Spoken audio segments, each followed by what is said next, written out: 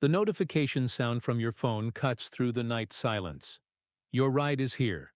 License plate matches, car model looks right, and the driver's photo seems familiar enough. You slide into the back seat, buckle up, and give a polite nod to the stranger who now controls your destination. But what if I told you that for four people, that simple act of trust became the beginning of their worst nightmare? What you're about to hear isn't fiction pulled from some screenwriter's imagination. These are real police reports, real 911 calls, and real testimonies from survivors who lived to tell their stories.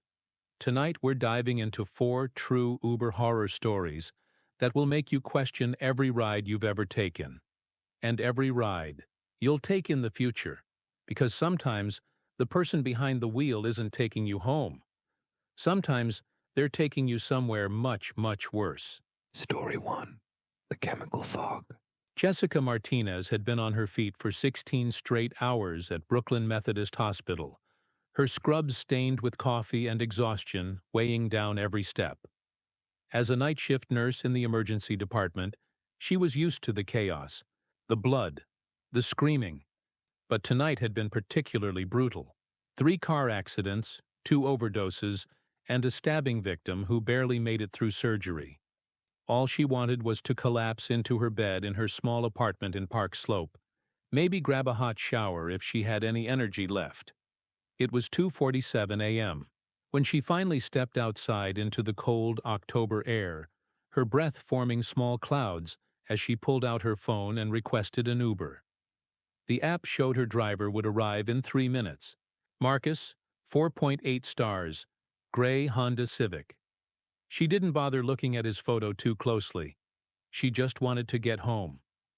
When the car pulled up, Jessica barely glanced at the license plate before sliding into the back seat. Marcus seemed normal enough, maybe mid-40s with graying hair and a quiet demeanor. He confirmed her address in a soft voice and pulled away from the hospital. Jessica leaned back against the seat, closing her eyes and letting the gentle hum of the engine wash over her. She was so tired she could barely think straight. The radio was playing some soft jazz, and for the first time in hours, Jessica felt herself beginning to relax. She pulled out her phone to text her roommate that she was on her way home, but her fingers felt clumsy on the screen. 3 minutes into what should have been a routine 15-minute ride, Marcus reached over to the passenger seat and picked up a small brown package about the size of a shoebox. Jessica noticed it peripherally but didn't think much of it. Maybe it was food or something he was delivering for a side job. But then Marcus began to unwrap the package, and immediately a strange, sickeningly sweet smell began to fill the car. At first Jessica thought it might be some kind of air freshener or maybe food that had gone bad. The smell was cloying, almost floral, but with an underlying chemical tang that made her nose burn. Within seconds, something was very wrong.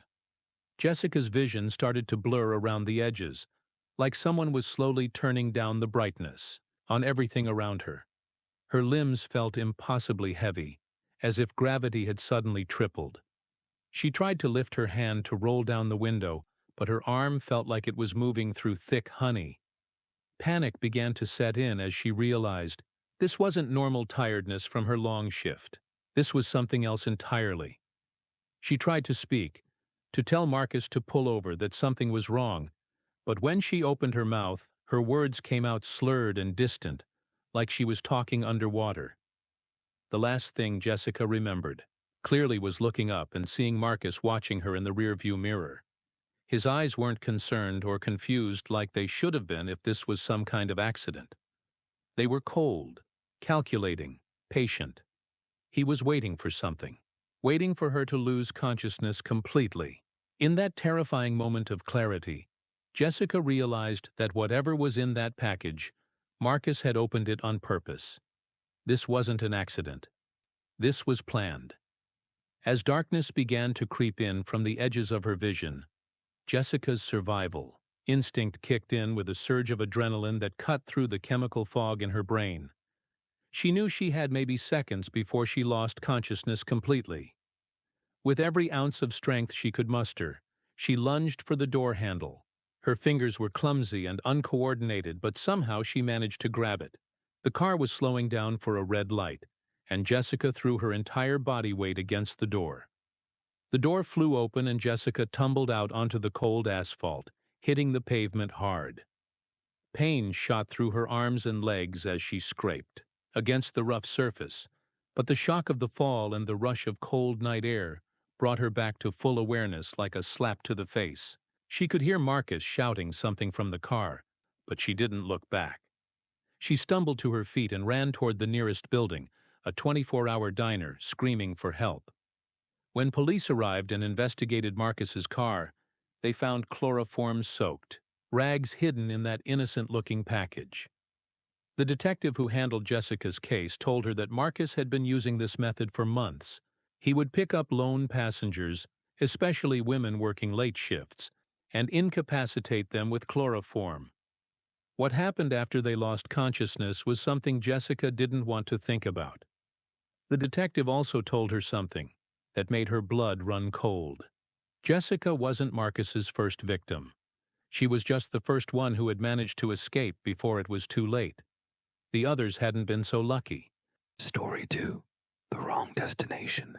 23-year-old college student Amanda Chen thought she was being smart when she shared her ride details with her roommate before getting into the Uber outside her campus library.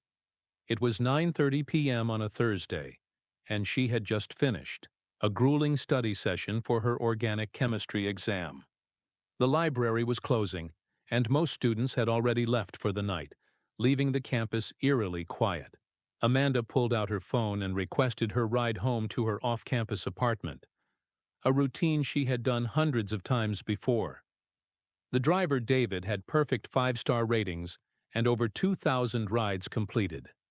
When his silver Toyota Camry pulled up, Amanda checked the license plate twice, just like her parents had taught her, and climbed into the back seat. David seemed friendly enough when he confirmed her destination, a 12-minute ride to her apartment complex on Maple Street. He was probably in his early 30s, clean-cut, and made pleasant small talk about her studies and the weather. Amanda felt comfortable enough to text her roommate Sarah that she was on her way home and would be there by 10 p.m. But 5 minutes into what should have been a straightforward route, Amanda noticed they were heading in the wrong direction. Instead of taking the main road toward her neighborhood, David had turned onto a side street that led away from the city center. At first, Amanda thought maybe he knew a shortcut she wasn't familiar with, but as they continued driving, she realized they were moving further and further away from anything she recognized. When Amanda politely mentioned that they seemed to be going the wrong way, David glanced at her in the rearview mirror and assured her he was taking a faster route due to construction on the main road. His voice was calm and confident, and Amanda wanted to believe him, but something felt off. She pulled out her phone to check the GPS, and her heart sank when she saw they were heading in completely the opposite direction from her apartment. There was no construction on the main road. She had driven it just that morning. They were now on a dark, winding road she had never seen before, with no streetlights and no other cars in sight.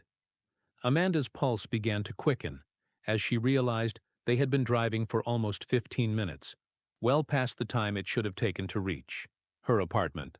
The familiar city lights were now just a distant glow behind them, and they were surrounded by nothing but dark trees and empty fields. When she asked David again where they were going, his entire demeanor changed. The friendly, professional driver vanished, replaced by someone cold and menacing. He told her to shut up and stop asking questions. The car doors made a clicking sound as he engaged the child locks, trapping Amanda in the back seat. Terror flooded through Amanda as she understood the gravity of her situation. This wasn't a mistake or a wrong turn. David had planned this. He had deliberately driven her to this isolated location for reasons she didn't want to imagine.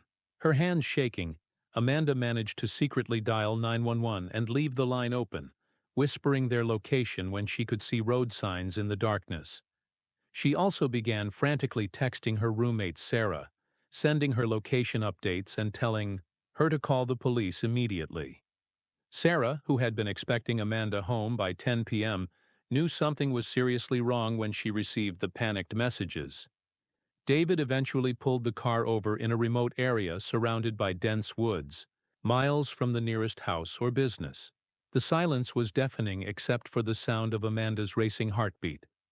David turned around in his seat, and Amanda saw that he had rope in his hands. His eyes were cold and predatory, and Amanda knew she was looking at someone who had done this before. She pressed herself against the far door, but there was nowhere to go.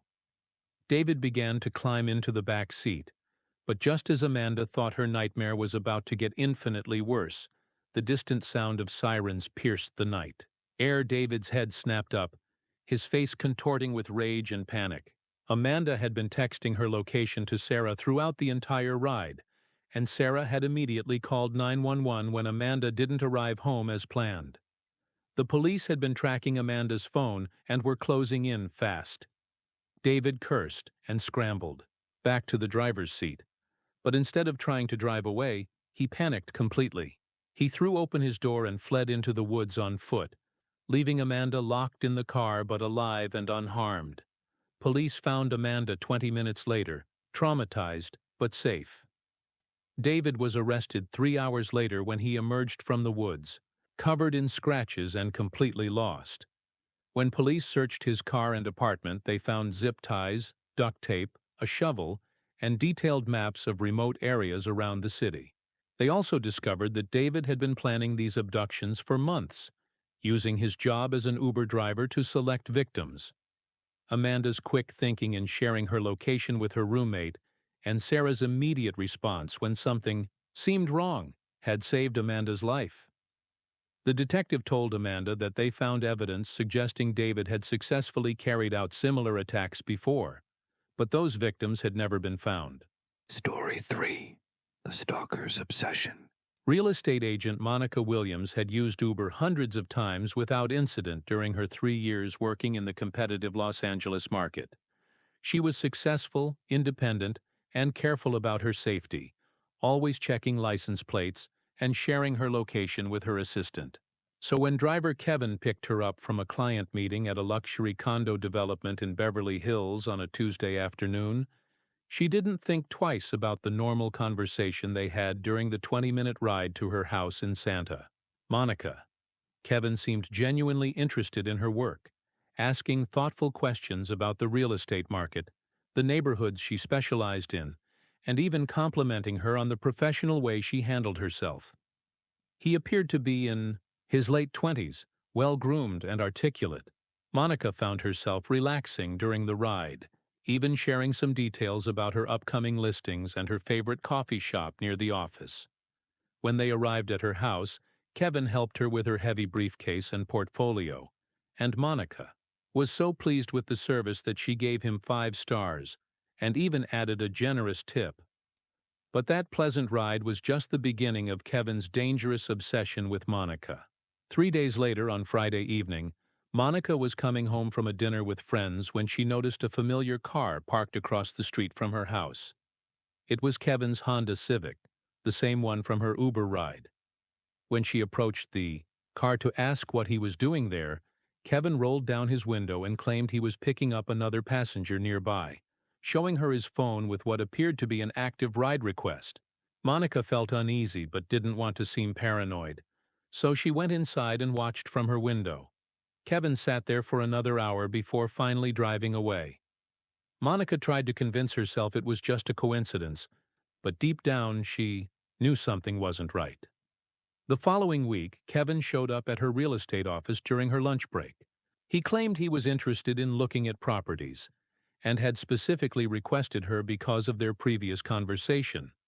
Monica's assistant scheduled an appointment, but Monica felt increasingly uncomfortable. During their meeting, Kevin asked personal questions that had nothing to do with buying a house. He wanted to know about her daily routine, what time she usually got to work, where she liked to eat lunch, and whether she lived alone. When Monica tried to steer the conversation back to real estate, Kevin became pushy and insistent. After an hour of this uncomfortable interaction, Monica politely ended the meeting and told Kevin she would send him some listings via email. She never intended to follow up, but Kevin's behavior escalated rapidly. Monica began seeing him everywhere she went. He was at her grocery store on Saturday morning, claiming he had just moved to the neighborhood. He was at her gym on Tuesday evening, saying he was thinking about joining. He was at her favorite coffee shop on Thursday morning, sitting in the corner with a newspaper watching her. Each time Kevin had a plausible excuse for being there, but Monica knew she was being stalked. She contacted Uber to report Kevin's behavior, but the company said they needed more concrete evidence of wrongdoing. She also filed a police report, but officers told her that unless Kevin made direct threats or violated a restraining order, there wasn't much they could do. The stalking took a terrifying turn when Monica discovered that Kevin had somehow gained access to her apartment building. She came home from work one evening to find a bouquet of flowers outside her door with a note that read, "Thinking of you always, Kevin." The next day there was a box of expensive chocolates. Then came handwritten love letters that revealed Kevin knew intimate details about her life that she had never shared with him. He knew what time she woke up, what she ate for breakfast, what shows she watched on Netflix. He had been watching her through her windows, following her daily routine, and documenting everything about her life. Monica installed security cameras and changed her locks, but Kevin seemed to always be one step ahead. She would catch glimpses of him on her security footage, lurking in the shadows of her building's parking garage or standing across the street at night. The love letters became increasingly disturbing, with Kevin writing about their future together and how he knew they were meant to be. He described in detail what he wanted to do to her, how he had been planning their life together, and how no one else could love her the way he did. Monica barely slept, constantly checking her locks and security system, jumping at every sound. The nightmare reached its climax 3 weeks after the initial ride, when Monica woke up at 2 a.m. to find Kevin standing in her bedroom. Somehow he had gotten past her new locks, her security system, and her doorman. He was just standing there in the darkness, watching her sleep. Monica's scream pierced the night as she grabbed the baseball bat she had started keeping beside her bed and swung it at Kevin with all her strength. The blow caught him in the shoulder, and he stumbled backward, giving Monica enough time to run to her neighbor's apartment and call 911. When police searched Kevin's apartment, they found a shrine dedicated to Monica that covered an entire wall. There were hundreds of photographs of her taken without her knowledge, detailed notes about her daily activities written in a journal that spanned months, and copies of her house key that he had somehow made. Kevin had been planning to kidnap Monica and take her to a remote cabin he had rented in the mountains. Police found rope, duct tape, and detailed plans for how he intended to keep her there permanently. Monica moved across the country immediately after Kevin's arrest, changed her name, and still checks over her shoulder every time she gets into any car. She never uses rideshare apps anymore, and the sound of her doorbell at night still makes. Story 4. The chokehold attack. Marketing executive Robert Kim was heading home from a late business dinner when he requested his Uber outside the upscale restaurant in downtown Seattle. It was 11:30 p.m. on a Wednesday, and Robert was exhausted after a long day of client presentations, followed by a 3-hour dinner meeting that had finally secured a major account for his advertising firm. He was looking forward to getting home to his apartment in Capitol Hill, maybe having a glass of wine to celebrate the successful deal, and getting some much-needed sleep before another busy day. The restaurant valet had offered to call him a taxi, but Robert preferred using Uber since he could track the ride, and felt it was generally safer than random cabs. When his driver Carlos arrived in a black Toyota Camry, Robert checked the license plate and climbed into the back seat, settling in for what should have been a straightforward 15-minute ride home. Carlos seemed normal enough during the first few minutes of the ride, maybe in his 30s with a quiet demeanor. They made typical small talk about the weather and traffic, with Carlos commenting on how busy downtown was for a Wednesday night. Robert was half listening while checking emails on his phone and thinking about the presentation he needed to prepare for the next day. The radio was playing soft music, and Robert found himself relaxing after the stress of the evening's negotiations. He texted his girlfriend that the dinner had gone well and he was on his way home, then leaned back in the seat and watched the familiar city lights pass by the window. Everything seemed completely normal, just another routine ride home after a long workday. But as they approached a particularly dark stretch of road near the industrial district, Robert noticed that Carlos kept glancing at him in the rearview mirror. At first, Robert thought maybe Carlos was just checking to make sure he was okay, or seeing if he wanted to change the music. But there was something unsettling about the frequency and intensity of these glances. Carlos's eyes in the mirror seemed to be studying him, calculating something. Robert felt a growing sense of unease but couldn't pinpoint exactly what was wrong. The conversation had died down, and the silence in the car was becoming uncomfortable. Robert tried to shake off the feeling, telling himself he was just tired and paranoid after a long day, but his instincts were screaming that something wasn't right. Then, without any warning whatsoever, Carlos suddenly reached back with his right arm and wrapped it around Robert's throat in a vicious chokehold. Robert couldn't breathe, couldn't scream, couldn't understand what was happening. One moment he was peacefully riding home, and the next he was fighting for his life in the back seat of what should have been a safe ride. Carlos was trying to strangle him while still driving the car with his left hand, maintaining enough control to keep them moving down the dark road.